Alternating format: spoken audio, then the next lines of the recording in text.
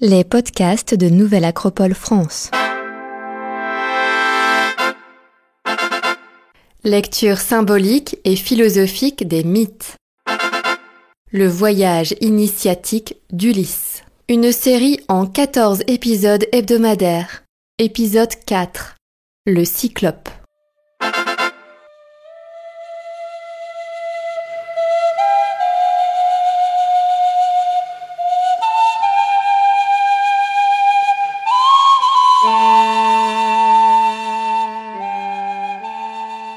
Tout héros doit savoir d'où il vient, où il va, et doit pouvoir décrire sa patrie, son foyer, son royaume et son île.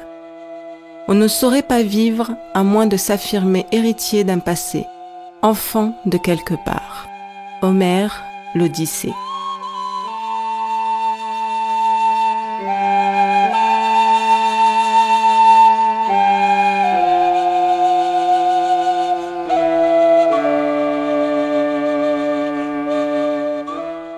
Après avoir quitté à la hâte les lotophages sur l'île de l'Oubli, Ulysse et son équipage continuent leur voyage vers le nord en direction d'Ithaque. Après 3 jours de navigation, un épais brouillard les fait s'échouer de nuit sur une terre inconnue. Inquiets mais épuisés, les marins s'endorment sur la plage. C'est là que nous entrons.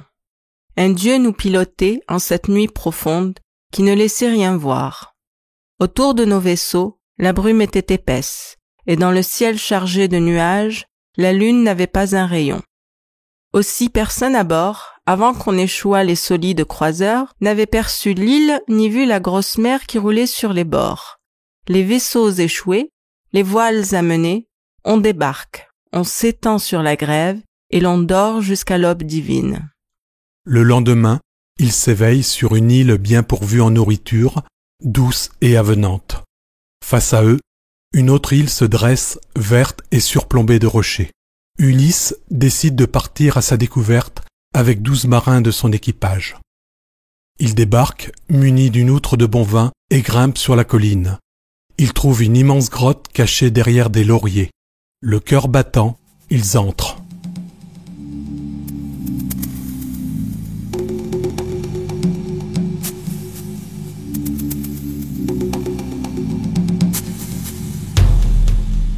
C'est là que notre monstre humain avait son gîte. C'est là qu'il vivait seul à paître ses troupeaux, ne fréquentant personne, mais toujours à l'écart et ne pensant qu'au crime. Ah, le monstre étonnant! Il n'avait rien d'un bon mangeur de pain, d'un homme.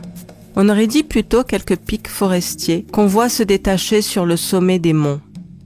Rapidement, nous arrivons à la caverne. Il n'était pas chez lui.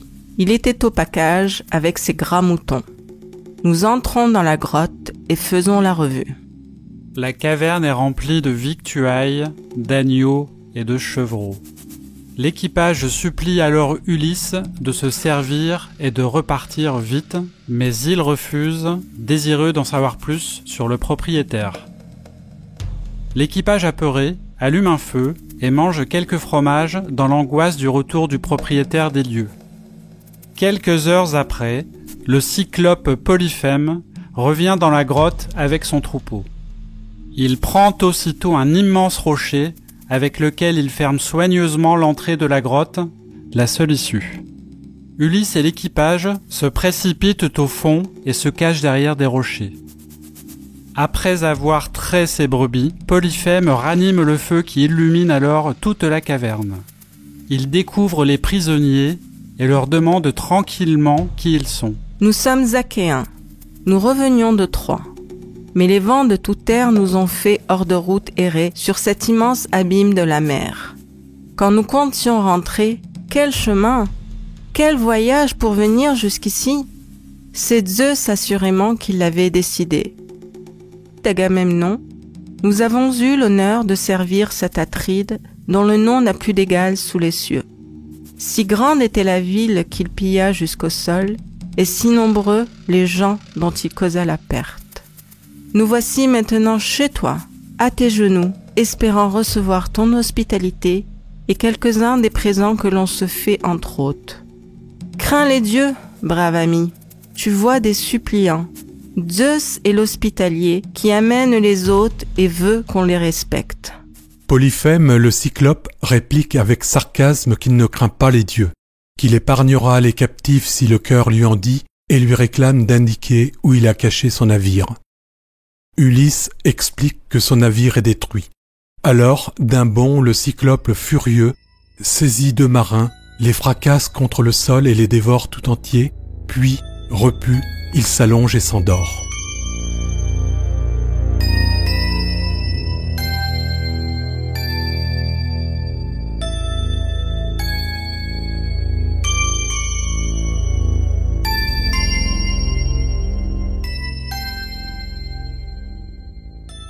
Ulysse et ses marins sont effondrés.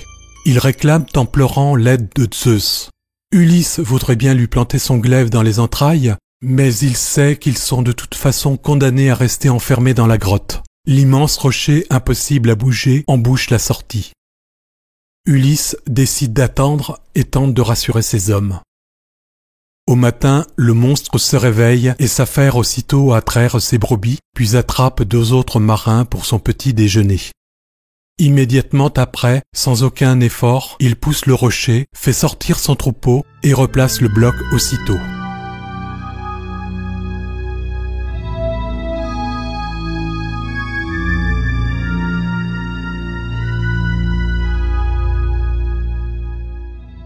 Les marins enfermés sont désespérés, mais Ulysse prépare sa vengeance. Il trouve dans la grotte un pieu très long qui servait de massue au cyclope. Il l'épointe, le durcit au feu, le cache sous le fumier et explique ensuite son projet aux marins. Au retour de Polyphème, Ulysse et ses hommes se tiennent prêts. De nouveau, le cyclope traite ses brebis puis se précipite sur 2 pauvres marins et les engloutit. Ulysse s'approche alors et propose à Polyphème la grande outre de vin précieux qu'il avait reçue du prêtre d'Apollon chez les Kycônes. Le géant la saisit, la vide d'un trait et en réclame encore. À demi ivre, Polyphème demande quel est le nom de celui qu'il décide de manger en dernier pour le remercier du vin. Ulysse lui répond « Personne, je m'appelle Personne ». Le vin achève son ouvrage, Polyphème titube et s'affale de tout son long dans un profond sommeil. Alors, Ulysse et ses marins restants dressent le pieu acéré et de toute leur force le plongent profondément dans l'œil unique du monstre. Polyphème, aveuglé, hurle de douleur et appelle ses frères cyclopes à l'aide. Polyphème, pourquoi ces cris d'accablement? Pourquoi nous réveiller en pleine nuit divine? Serait-ce ton troupeau qu'un mortel vient de prendre? Est-ce toi que l'on tue par la ruse ou la force? De sa plus grosse voix, Polyphème criait du fond de la caverne. La ruse, mes amis, la ruse, et non la force. Et qui me tue? Personne. Les autres de répondre avec ces mots zélés. Personne? Contre toi, pas de force? Tout seul. C'est alors quelque mal qui vient du grand Zeus, et nous n'y pouvons rien. Invoque Poséidon, notre roi, notre père. À ces mots, ils s'en vont, et je riais tout bas. C'est mon nom de personne et mon père Saint-Esprit qui l'avait abusé.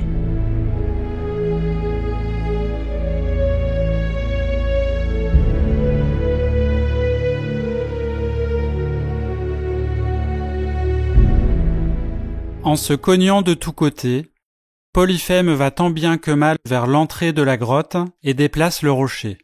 Il s'assure en tâtonnant qu'aucun homme ne sorte de sa caverne. C'est alors qu'Ulysse a une nouvelle idée. Il accroche ses hommes sous le ventre des béliers à l'épaisse toison. Les béliers sortent à leur habitude. Polyphème touche le dos des béliers sans rien remarquer. Une fois arrivés au bateau, Ulysse et ses hommes appareillent rapidement pour rejoindre le reste des équipages. Et une fois hors d'atteinte, notre héros crie à Polyphème qu'il est Ulysse, fils de Laërte, le pilleur de Troie, l'homme d'Ithaque qui l'a aveuglé. Polyphème, fou de rage, arrache le sommet d'une montagne et la lance à l'aveuglette en direction de la voie d'Ulysse sans atteindre le bateau. Au comble de la douleur et du désespoir, Polyphème invoque son père Poséidon, dieu de la mer et des océans, pour maudire Ulysse, l'accabler de douleur et l'empêcher de revoir Ithaque. En pleurant les amis, la flotte au complet quitte l'île des géants à l'œil unique, les cales pleines des moutons de Polyphème.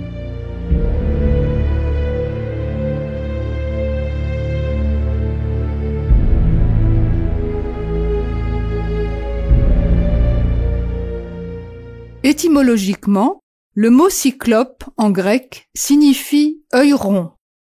Du point de vue symbolique, l'existence de races de géants préhumains est mentionnée dans d'autres traditions ancestrales, en Inde, en Amérique du Sud et en Europe. Dans certains cas, on leur attribue les constructions appelées à juste titre cyclopéennes. Il est également possible que l'œil géant soit l'allégorie de la bouche d'un volcan. Dans tous les cas, les géants font référence à un stade d'évolution de l'humanité au cours duquel leurs imperfections les enchaînent au monde matériel. Le cyclope se confronte à un collectif civilisé qui réussit à le vaincre par l'intelligence plus que par la force. Polyphème est associé aux forces chthoniennes. Ulysse et ses marins représentent le monde diurne, solaire. En même temps qu'Ulysse tue cette créature mi-animale, mi-humaine, il perd symboliquement son identité en se faisant appeler personne. C'est le processus initiatique qui impose ce dépouillement. Il devra s'y reprendre à plusieurs fois avant de se détacher de son passé et de retrouver son nom, purifié du poids de ses actions. Comme à chaque fois, des marins y laissent leur vie. Ces pertes douloureuses représentent justement la vieille peau d'Ulysse qui est en train de tomber. C'est un nouveau dépouillement. Selon la géographie sacrée, dans cette étape, Ulysse arrive du pays des Lotophages, au sud, et se dirige vers l'île du Cyclope, au nord. Perdre le nord est l'expression populaire pour indiquer qu'on est dérouté par les événements. C'est ce qui arrive à Ulysse lorsque le brouillard et la nuit le font s'échouer chez les Cyclopes. Pour lui, ce brouillard et cette nuit sont d'ordre psychologique. Les trois dominantes symboliques de cette étape sont donc la grotte, le brouillard et la nuit. Du point de vue de la philosophie, chaque épreuve donne une opportunité de conquérir une vertu. Dans cet épisode, Ulysse a usé de courage et de ruse pour vaincre le Cyclope. La difficulté rencontrée, d'apparence insurmontable, lui permet de faire émerger de nouveaux moyens. Mais, malgré sa ruse, et après avoir vaincu le Cyclope, Ulysse est débordé par son orgueil. Il provoque le Cyclope et déchaîne ainsi la colère de Poséidon.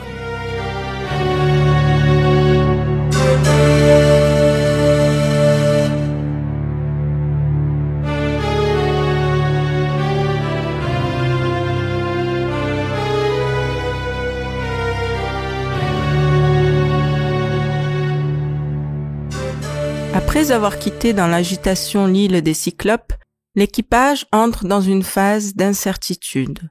Le parcours de probation commence pour Ulysse. Ses marins perdent peu à peu confiance en lui. Lors de la prochaine étape, notre héros et son équipage arriveront sur une île flottante, celle d'Éole, le dieu des vents. Sur cette nouvelle île instable, les marins vont vivre un moment apparent de répit et de grands banquets à la table du dieu Éole et de sa famille.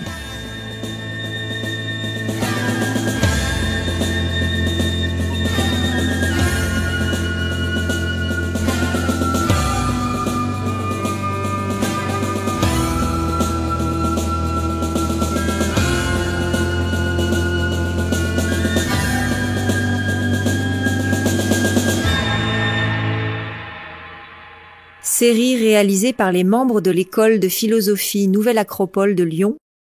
Musique originale du groupe Méluse. Un grand merci à Victor Bérard pour sa traduction poétique de l'Odyssée, à Sylvain Tesson pour son regard inspiré et inspirant, et aussi à Brigitte Boudon pour son travail.